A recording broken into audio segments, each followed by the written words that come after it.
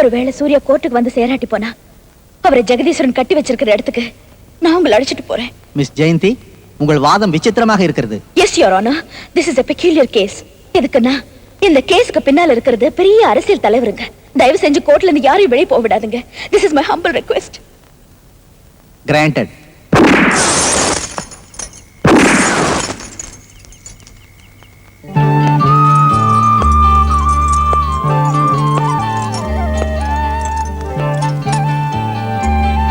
அண்ணா, எல்லாரும் கோர்ட்டு போயிட்டாங்க. சீக்கிரம் ஓடி போயிடு. அந்த பாவிக்கு நீ எப்படி புள்ளையா பிறந்தடா? ஒன்னாட்டம் தான்.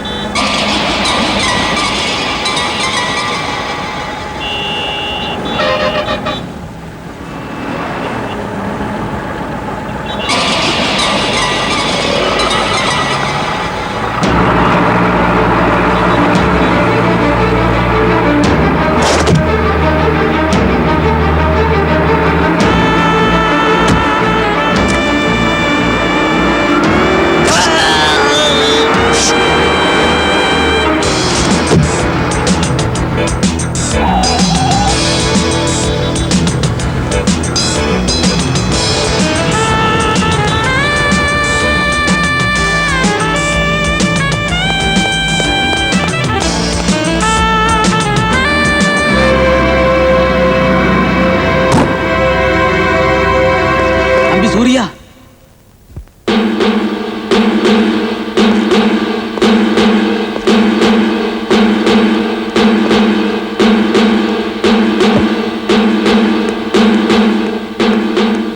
சூர்யா, டேவிட் எங்கே? கோர்ட்டு கொண்டு வந்துட்டு இருக்கும் போது அவனை குத்தி கொலை பண்ணிட்டாங்க ஜெயந்தி. பாடியும் தூக்கிட்டு போயிட்டாங்க. நல்லா இருக்கு கதை. கேட்டீங்களா அவர் சொன்னது? Your Honor, with your permission. அந்தம்மா என்ன சாராய் வியாபாரின்னாங்க, இந்தம்மா கொலகாரன்னாங்க. அவர் சாட்சியை கொண்டாருவாருன்னு சொன்னார். கொண்டாந்த சாட்சியை குத்தி கொலை பண்ணி கொண்டு போயிட்டதா இவர் சொல்றாரு. Your Honor, இதெல்லாம் போய் சூழ்ச்சி. விவரமா சொல்ற, அவன் என் புள்ள, அவ தாய் ஒரு வேசி. என் சொந்த தகப்பனாரோட தொடர்பு வச்சிருந்த. வேசிக்கு பிறந்தவங்கிறதுனால நீ என் வாரிசு இல்லைன்னு சொன்னதுக்கு கோவத்துல பழி வாங்கி இப்படி செய்யற. ஒரு வேசி பிள்ளைய என் பிள்ளையா எப்படி ஏத்துக்கிறது சொல்லுங்க.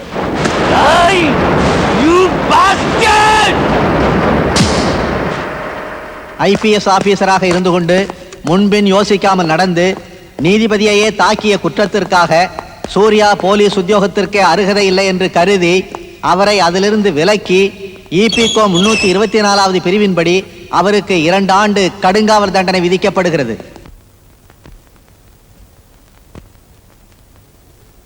என்ன அப்படி பாக்குற? இவ்வளவு தைரியமா வந்திருக்காள். என்ன ஏதோ செய்வேன்னு சொன்னியா? என்ன செய்வ? மானபங்கம் செய்வியா? மர்டர் பண்ணிடுவியா? சொந்த புள்ளைன்னு கூட நினைக்காத சூர்யாவை சித்திரவதை பண்ணிட்டு இருக்கேன். ஐபிஎஸ் படிச்ச போலீஸ் ஆபீசரை மோசமான கிரிமினலா ஜெயில வச்சு தினம் ஏதோ ஒரு சாக்குல அவரை குற்றம் செய்ய வச்சுட்டு இருக்கேன். எக்ஸாக்ட்லி. அந்த மாதிரி அவரை குற்றம் செய்ய வச்சு அவரை மிருகமாக்கி தண்டனையை பெருக்கி ஜெயில இருந்து விடுதலை ஆகாம செஞ்சுட்டு இருக்கேன். பர்ஃபெக்ட்லி. பட் உன் ஆட்டத்தை நான் நீடிக்க விட மாட்டேன். ஐபிஎஸ் பாஸ் ஆயிருக்கேங்கிற விஷயத்தை நானும் மறந்துடுறேன். என் உடம்புல காக்கி யூனிஃபார்ம் இருக்கிற விஷயத்தை நினைவுபடுத்திக்காம என் கௌரவம் பாதாளத்துக்கு போனாலும் சரி, inspector general of prisons permission வாங்கி மறுபடியும் சூர்யாவை மனிதனாக்கலன்னா நான் ஜெயந்தி இல்ல. சேலஞ்ச்.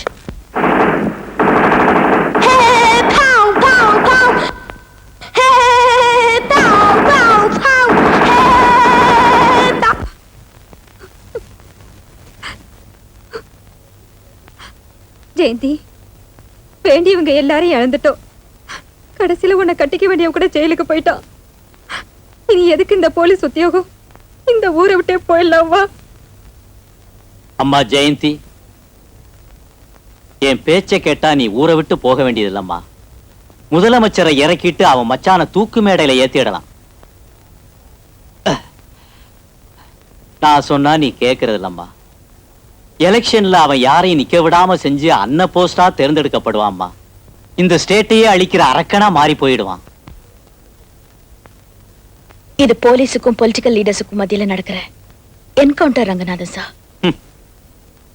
போலீஸ் எப்பவும் பொலிட்டிக்கல் லீடர்ஸை மீறி ஜெயிக்க முடியாதுமா. ஏன்னா நீங்க நீதியோட போராடுனா அவங்க அநீதியோட அழிக்கிறதுக்கு போராடுவாங்க. இந்த போராட்டத்துல என் குடும்பத்துல எத்தனையோ பேரை இப்ப எழுந்துட்டேன். அந்த பாதையிலேயே நானும் செத்து போறேன். வேண்டாமா, உனக்கு வேற பாதை காமிக்கிறதுக்கு வந்தேன். இதோ இவர் பாண்டுரங்கநாதன் ஆளுங்கட்சியின் முன்னாள் அமைச்சர். 150 எம்எல்ஏயோட பார்ட்டியிலிருந்து விலகி நமக்கு சப்போர்ட் பண்றதா சொல்றாரு. ஆமாம்மா, தன் பதவிக்காக உன் குடும்பத்தை சர்வநாசமாக்குனா அந்த ஏகாம்பரநாதன். நீ சரின்னு சொன்னா நாங்கள்லாம் உன்னை சப்போர்ட் பண்றோம். நீ முதலமைச்சரா கூட வரலாம். நான் இது போலீஸுக்கும் பொலிட்டிக்கல் லீடர்ஸுக்கும் மத்தியில நடக்கிற என்கவுண்டர் ரங்கநாதன் சார். போலீஸ் எப்பவும் பொலிட்டிக்கல் லீடர்ஸை மீறி ஜெயிக்க முடியாதுமா. ஏன்னா நீங்க நீதியோட போராடுனா அவங்க அநீதியோட அழிக்கிறதுக்கு போராடுவாங்க. இந்த போராட்டத்துல என் குடும்பத்துல எத்தனையோ பேரை இப்ப எழுந்துட்டேன். அந்த பாதையிலேயே நானும் செத்து போறேன். வேண்டாமா, உனக்கு வேற பாதை காமிக்கிறதுக்கு வந்தேன். இதோ இவர் பாண்டுரங்கநாதன் ஆளுங்கட்சியின் முன்னாள் அமைச்சர். 150 எம்எல்ஏயோட பார்ட்டியிலிருந்து விலகி நமக்கு சப்போர்ட் பண்றதா சொல்றாரு. ஆமாம்மா, தன் பதவிக்காக உன் குடும்பத்தை சர்வநாசமாக்குனா அந்த ஏகாம்பரநாதன். நீ சரின்னு சொன்னா நாங்கள்லாம் உன்னை சப்போர்ட் பண்றோம். நீ முதலமைச்சரா கூட வரலாம். நானா? ஆமாம்மா, அவனுக்கு அந்த பதவியை வசப்படுத்தி தான் நரபலி கொடுக்கறானுங்க. நீ அந்த நாற்காலியில உட்கார்ந்தா மண்ணு தின்ன புழு மாதிரி கிடக்கிற போலீஸுங்க படம் விரிச்ச நாகப்பாம்பாட்டம் சீருவாங்க. அவனுங்களை சட்டப்படியே தண்டிச்சு உள்ள தள்ளலாம். மன்னிச்சிடுங்க ரங்கநாதன் சார். அப்பா போனா பிள்ளைக்கோ பொண்ணுக்கோ சீட்டு கொடுக்கறது, புருஷன் போனா மனைவிக்கு கொடுக்கறது, இதெல்லாம் அரசியல்வாதிங்க போட்ட திட்டங்களா இருக்கலாம். மக்களாட்சியை காப்பாற்றக்கூடிய திட்டங்கள் இல்ல. உங்க கோரிக்கையை நான் ஏத்துக்கிறதா இல்ல. ஜெயந்தி முதலமைச்சரானா அதனால லாபம் என்ன? ஜெயில இருக்கிற நீ வெளியில வருவ. பெரிய மனுஷனா செல்வாக்கோட இருக்கிற அவங்க 2 பேரும் ஜெயிலுக்கு வருவாங்க. அந்த ஏகாம்பரநாதனுக்கு பயப்பட்டு இந்த வாட்டி எலெக்ஷன்ல யாரும் நாமினேஷன் போடல. 2-3 நாள் அவனை முதலமைச்சரா டெக்ளேர் செஞ்சிடுவாங்க. அப்ப அவன் பெர்மனன்ட் முதலமைச்சரா மாறி அந்த அக்காரங்க 2 பேரையும் கொலை பண்ணிடுவான். அப்புறம் உன் தாத்தாவை சித்திரவதை பண்ணிடுவான். என் பேச்ச கேளு தம்பி. ஜெயந்தி இங்க வரவழைச்சு எப்படியாவது சம்மதிக்க வச்சிரு பிளீஸ். ஜெயந்தி முதலமைச்சர் ஆவறது உறுதி. நீங்க போங்க.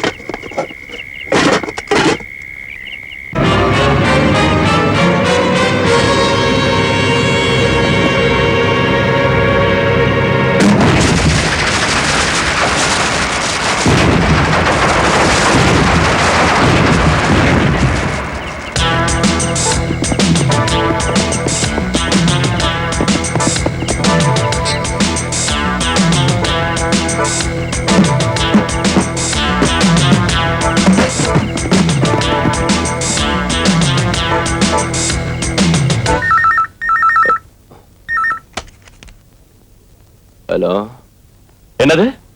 சூர்யா ஜெயிலின் தப்பிச்சிட்டானா? அரோஹரா அரோஹரா. ஏய், என்னடா? திருச்செந்தூர் முருகனை கும்பிடுறேன். ஏய், எனக்கு என்ன பயம் நினைச்சியா? அப்ப அதோ என்ன அநியாயமா போயிருப்பியா ஐயா? போறது நீங்க தானே ஜனங்க சொல்லினாங்க. ஐயம்மா, ஒரு முக்கிய அறிவிப்பு. சூர்யா என்ற குற்றவாளி ஜெயிலில் இருந்து தப்பித்து விட்டான். யாராவது பார்த்தால் அருகிலுள்ள போலீஸ் ஸ்டேஷனில் தெரியப்படுத்தும்படி கேட்டுக் கொள்ளப்படுகிறார்கள்.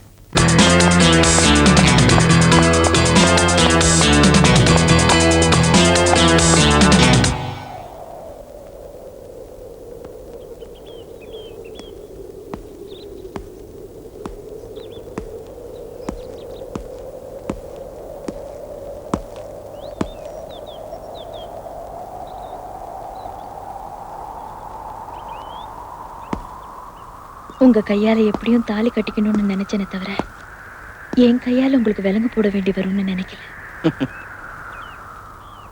எதுக்கு சிரிக்கிறீங்க? உன் நிராசைய பார்த்து. என்ன? அதிகார துஷ்பிரயோகம் செய்யற அந்த 3 பேரை கொல்லாம என் கைக்கு யாரும் விலங்கு போட முடியாது. ப்ளீஸ் சூர்யா, என் பேச்ச கேளுங்க. ஒரு போலீஸ் ஆபீசரா இல்ல, உங்க காதலியா நான் கேக்குறேன். இதோட இந்த மரண யாகம் போதும். அது உன் கையில தான் இருக்கு. என் கையிலையா? எஸ். உடனே நீ உத்தியோகத்தை ராஜினாமா பண்ணிட்டு ரெங்கநாதன் உதவியோட முதலமைச்சரா பிரமாணம் எடு. அதுக்கு இதுக்கு சம்பந்தம் என்ன? நிறைய இருக்கு. மக்களுடைய பார்வையில போலீஸ் அவங்கள பாதுகாக்கிற கடமை வீரர்கள். ஆனா பொலிட்டிக்கல் லீடர்ஸ் பார்வையில அந்த போலீஸ்ங்க சர்க்கஸ்ல இருக்கிற பஃபூன்ஸ். எல்லாரும் அப்படி இல்ல சூர்யா. இல்லையா? பின்ன பையன் தாத்தா போட்டிருந்த யூனிஃபார்ம் ஏன் கழட்டப்பட்டுச்சு? ஏன் உடம்புல இருந்த யூனிஃபார்ம் எதுக்கு மிஸ் ஆச்சு? Drama, political drama. கொள்ளை அடிக்கிற நோக்கத்தோட நாற்காலி மேல உட்கார வர்ற சண்டால அரசியல் தலைவன் இருக்கிற வரைக்கும் காக்கி யூனிஃபார்ம் செல்லாத காசுக்கு சமானம். அவங்களுக்கு யூனிஃபார்மோட பதில் சொல்ல முடியாது. அதிகாரம் அவங்க கையில இருக்கு. எதுத்தா டிரான்ஸ்பர், இல்லனா டிஸ்மிஸ். S S Jayanthi. நாட்டை ரத்த வெள்ளத்துல மூழ்கடிக்கிறவங்களை ஜெயில் சுவருக்கு மத்தியில அடைச்சு வைக்கணும்னா நியாயம் தெரிஞ்ச மனுஷங்க அரசியல் நாற்காலியில உட்காரணும். இல்லன்னா என் நாட்டை புரட்சி செஞ்சு அவங்களை தூக்கி வீசணும்.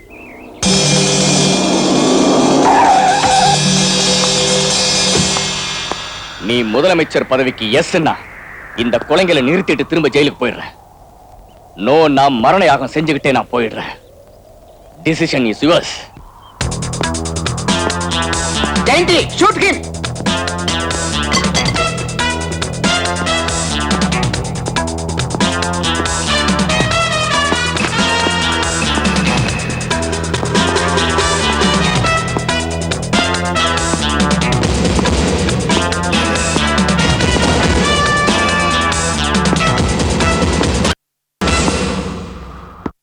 உத்தரவிடல. கட்டளை இட்டதுனா அந்த கட்டளை இடுறதுக்கு நீங்க யாரு? லா அண்ட் ஆர்டர் மெயின்டைன் பண்ற போலீஸ் அதிகாரி. அந்த விஷயத்துக்கு வந்தா ஐஜி கிட்ட இருந்து பீட் கான்ஸ்டபிள் வரைக்கும் எல்லாரும் லா அண்ட் ஆர்டர் மெயின்டைன் செய்றவங்க தான். 100 கோடி லிங்கத்துல நீங்க ஒரு மூலி லிங்கம். சேடா, அவனை நீ விரும்புற, அதனால உன் டியூட்டியை மறந்துட்டு அவனை தப்பிக்க வச்ச. பைத்திய மாதிரி பேசாதீங்க. அவர் என்ன ரவுடியா இல்ல கொலகாரனா? ஆத்திரத்துல பேப்பர் வெயிட் பேசினதுக்கு ஷூட் பண்ண சொல்றீங்க? அப்ப கொலை செய்ய வச்ச முதலமைச்சரையும் அவர் மச்சினரையும் வெட்டி கொள்றதா? ஜெயந்தி, மனசாட்சியை மறைச்சுக்காதீங்க சார். முதலமைச்சரோட மச்சினர் செய்யற அராஜகத்துக்கு நீங்க ஒத்துழைக்காம போனா சூர்யா ஜெயிலுக்கு போயிருப்பாரா? இன்னைக்கு இந்த மரணயாகம் நடந்திருக்குமா? என்ன இப்படி உளற? ஜனங்க கேட்டுட்டு இருக்காங்க. ஜனங்க கட்டுற டாக்ஸ் தான் நமக்கு சம்பளமா வந்துட்டு இருக்கு sir. For the people, by the people, to the people Tamil அடிச்சா போதாது. அவங்களுக்கு எல்லாம் தெரிஞ்சாகணும். இத்தனை நாளா டிபார்ட்மெண்ட்ல நான் தான் பொம்பளை நினைச்சிட்டு இருந்தேன். ஆனா டோட்டல் டிபார்ட்மெண்ட்லயே பொம்பளை தர இருக்குன்னு இன்னைக்கு தான் தெரிஞ்சுக்கிட்டேன். ஜெயந்தி, எஸ், 150 எம்எல்ஏங்களை ஏகாம்பரநாதன் ஊருக்கு வெளியே கெஸ்ட் ஹவுஸ்ல ஒளிச்சு ரவுடியை வச்சு மிரட்டுறான்னு தெரிஞ்சோ கண்டுக்காம இருக்கிறதுக்கு உங்க கையில வளையல் போட்டுக்கோங்க சார்.